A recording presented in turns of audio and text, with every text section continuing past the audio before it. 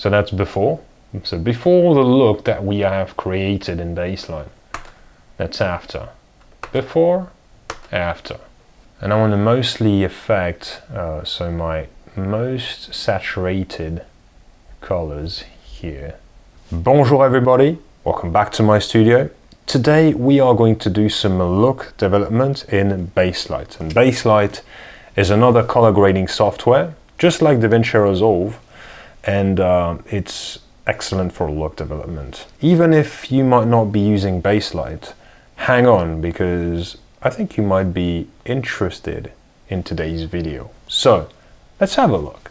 Today I'm working with this red raw clip, which is from one of my past projects, and I thought it would be an excellent candidate for today's session, because we've got skin tone, we've got foliage, we've got skies, we've got saturated colors, and we have a bunch of different elements, and I thought that it would be interesting to demonstrate what Baselight can do in look development.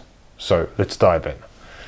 So now if I take a look at my color space journey, we see that the red raw clip is converted from red white gamut RGB to film light T-Log. So this is going to be my working space, and it's converted to Rec 709 using the True Light Cam V3 DRT. Okay, so one big advantage of this DRT is that, well, when you look at it, there's not much of a look going on, right? I mean, it's quite of a neutral starting point, which is great because it allows me to create whichever look that I want, and it's quite powerful. I mean, it's not really limiting me in any ways, and this is one of the big strengths of Baselight color management. I'm going to create a new layer here. So here creating layer 10. Baselight is working in layers, so you have here in gray the input image, and it's feeding into that layer 10, and this is where our modifications are going to happen. So now I'm going to call for the Chromogen operator. So I'm going to right click here and type in Chromogen. Now it's calling for some presets, which I'll write here, and it's basically like LUTs, but unlike LUTs, you can modify these presets to taste. If you don't like a certain characteristic of these presets, we can do so. You can change them or bypass certain of these characteristics and add new ones. It's quite powerful. Let's have a look. I'm going to double click on this one, which is called Vortis. And from the get-go, you see that it's giving quite of an interesting look to my image, all right? And now upstream of that, I want to tweak it a little bit, because for now, for example, I think it's a bit flat. Okay, so I might go into my base grade here and add a bit of contrast, for example. I can also add a bit of saturation. All right, there you go. And so that could be a starting point for me. So that's our starting point, and that's our Chromogen preset with a bit of contrast and saturation upstream, right? So it's looking pretty good, right? If I want to, I can go into Chromogen and see that there's a bunch of little layers that are composing that look. So this one, for example, is adding a cool push in the shadows, right? So let's say that I don't want my shadows to be tinted cool, okay? I can just click here, and it's bypassing my cooling operation in the shadows, okay? Or let's say that, for example, I want my shadows to be tinted green and not cyan, for example. So I can reactivate that little strip in here in the hue, okay? So in that slider, I can basically choose the hue that I want. So I can select green, for example, and then all of a sudden, so that's before, okay, so without the tint, and that's with some green tint. Okay, so that's looking pretty cool as well. Before I continue on with today's video, I have a small favor to ask you guys. Most of you who regularly watch the content here are not subscribed yet to the channel. It would massively help and support it if you could please take a minute to pause the video and subscribe, especially if you're enjoying the content that I'm doing here. It would massively help. Thank you guys. Now let's go on with the video. Now I'm going to wipe out that preset and start with a clean slate, and we're going to make our own look using Chromogen. So now let's create a look from scratch using Chromogen. So let's right click there to see the tools. Let's add a color saturation strip there to add a bit of saturation to create a colorful look today, because our starting point is a bit faded out, right? There's not much color and contrast happening, so let's create a bit of that. Okay, I can add saturation to my image until it feels a bit more colorful to my taste. And if I want to have, for example, less saturation to my red-green axis, I can ungang that, and then I can pull back that slider.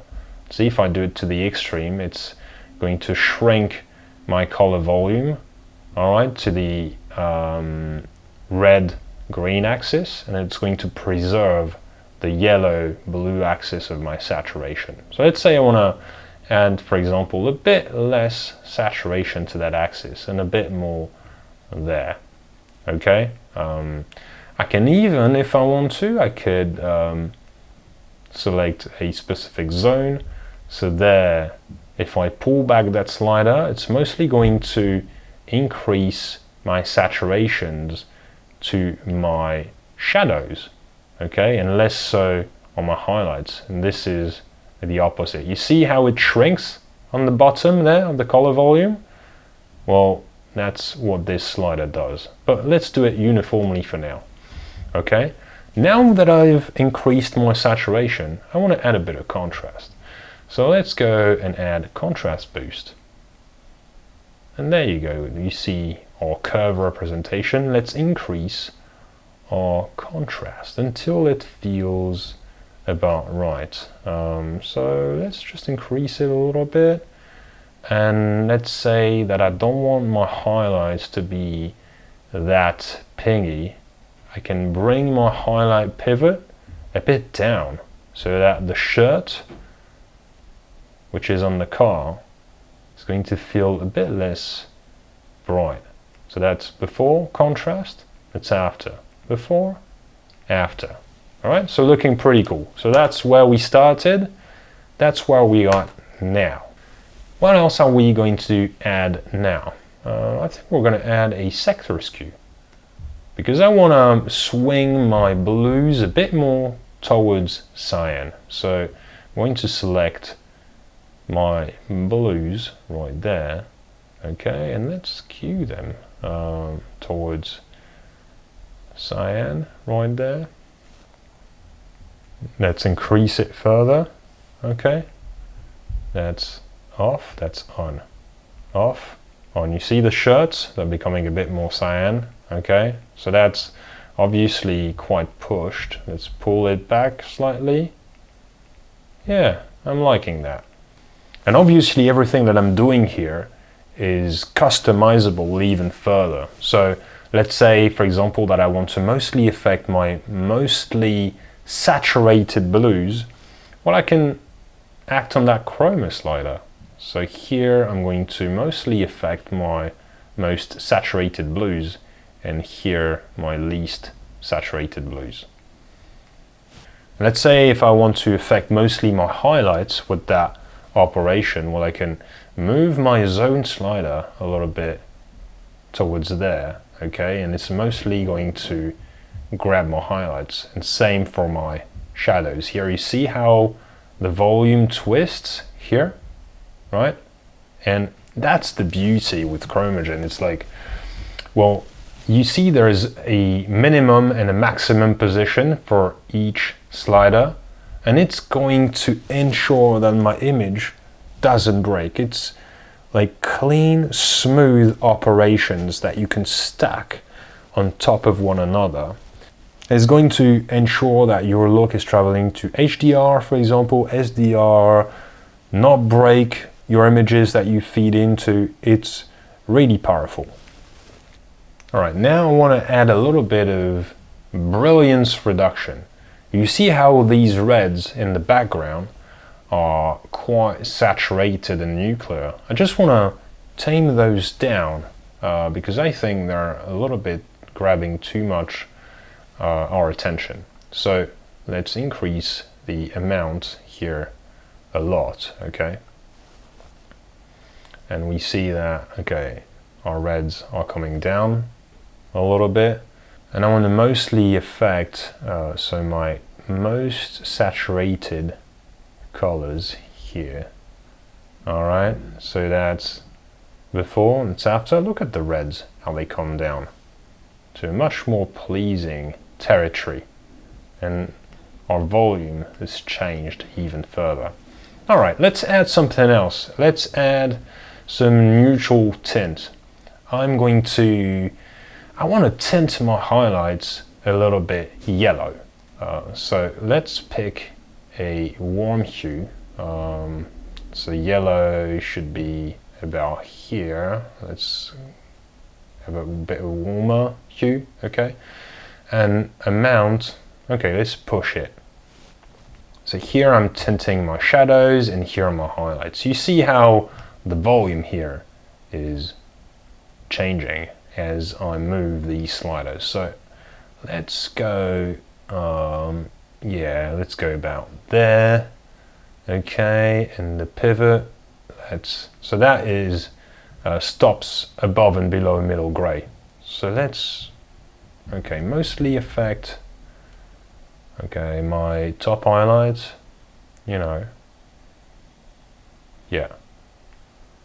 Before, after, okay.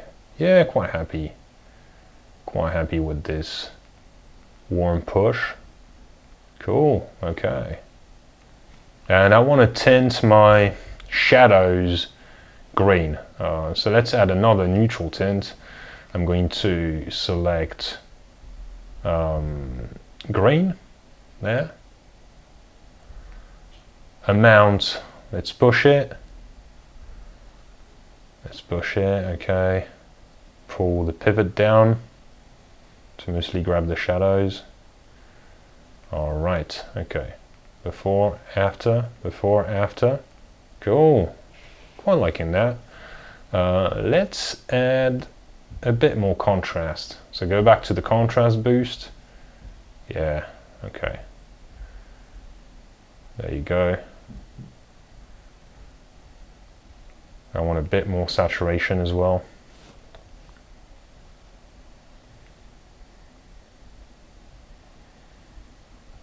All right, so that is before my look, that is after. Okay, so we've come quite a bit of a long way, all right? And I think I don't want my saturation to be that saturated in my mostly saturated colors. I'm going to pull that slider over there a little bit so that it's less affecting my already quite saturated colors. See how the bottom of the 3D representation here is getting fatter, okay? And the top isn't changing much. Pretty cool. I'm going to create a new layer, layer 1, and just here I want to pull my exposure down just a little bit. I think it's going to be better, okay? So that's before exposure down, it's after, all right? And so that's before my look, that's after. Yeah, we've come quite a long way, right?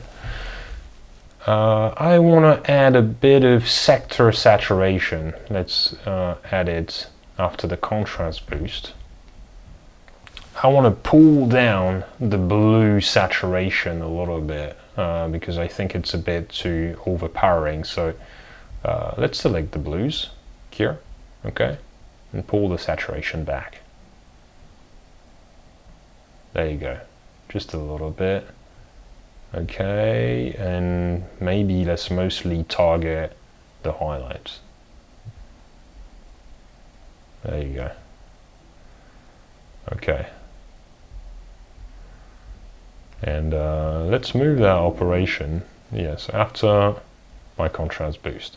See, I can rearrange the order of my operations here, depending on what sort of look I want to achieve. I want to pull back these reds a little bit more. So let's go back to brilliance reduction, and our pivot, let's pull it down just a little bit.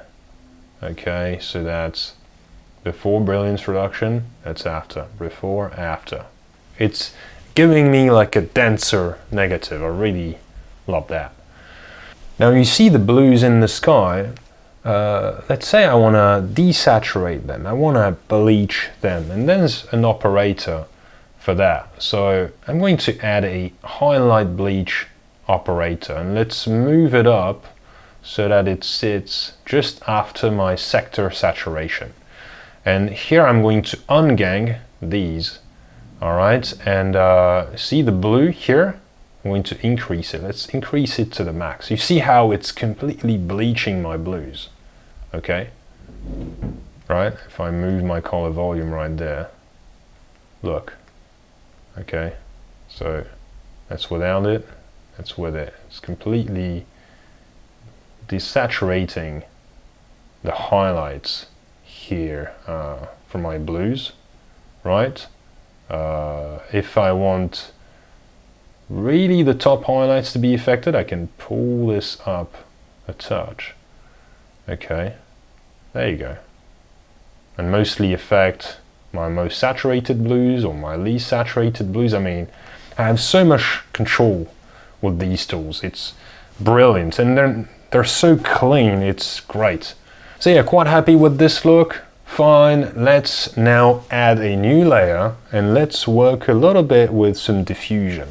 So layers, I'm going to add a layer 11, and I'm going to add a diffuse operator. Let's increase the value right there, increase the mix. Okay, let's pull this down a little bit, right, increase the saturation and pull down the mix. Okay, yeah, so that is before diffuse, that is after. Before, after. It's giving me like a much softer image. Let's pull it a bit down. Okay, let's not go too much overboard. All right, before, after. All right, that's pretty cool. I'm going to add some texture equalizer. So let's go here, texture equalizer. I want to increase like the sharpness of the higher frequencies right there. Let's put this a little bit bigger for you. So that's before, that's after, before, after. It's like increasing higher frequencies right there.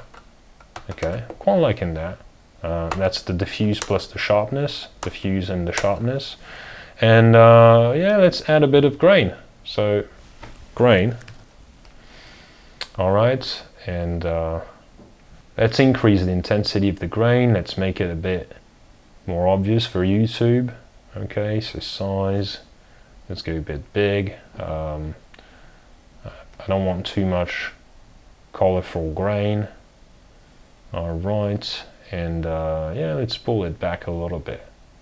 And let's say that I want grain mostly in my blue channel right there.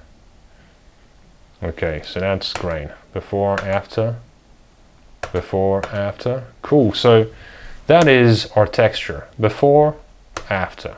Now let's have a look at how our image looked at the beginning. So let's go with, selecting these two strips. So that's before. So before the look that we have created in Baselight, that's after. Before, after. I mean, quite liking that. And I know that it's not going to break my image, it's going to be clean. So that's pretty powerful. And I can export that as a LUT if I want to, send it to a DOP. Obviously, I'm not going to bake the grain and the texture operations in the LUT because these are not going to be able to be integrated. So if I wanted to send this to a DOP, I would deactivate that and maybe my base correction and just send that as a LUT. Alright guys, that's it for today. I hope that you enjoyed this tutorial. I just wanted to show you these tools in Baselight because I think they are absolutely fantastic for look development. It's really powerful. Been grading a couple projects on Baselight already, and yeah, really liking that software. Pretty cool. Make sure to comment down below, tell me what you thought about this tutorial, like the video, subscribe to the channel to not miss the future updates, and I'll see you in the next one. Bye for now.